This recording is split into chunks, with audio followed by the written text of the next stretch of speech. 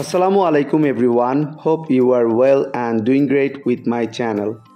আজকের এই ভিডিওতে আমি আপনাদের সাথে শেয়ার করব একটি অ্যাডভান্স ইংলিশ স্ট্রাকচার।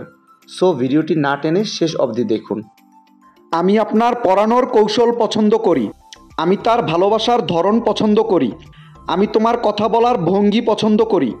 তোমার নাচের ধরন আমার ভালো লাগে।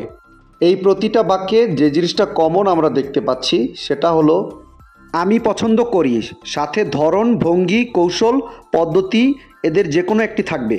সো যখন আমরা কোনো সেন্টেন্সে এই ধরনের বাক্যটি দেখতে পাবো সেক্ষেত্রে আমাদের ব্যবহার করতে হবে আই লাইক দ্য ওয়ে। এই টাইপের বাক্যগুলোকে ইংলিশে বলতে হলে সেন্টেন্স স্ট্রাকচারটি হবে I like the way plus subject plus verb. চলুন তাহলে এই স্ট্রাকচারটি দিয়ে এক্সাম্পলগুলি দেখা যাক। আমি আপনার পড়ানোর কৌশল পছন্দ করি। I like the way you teach.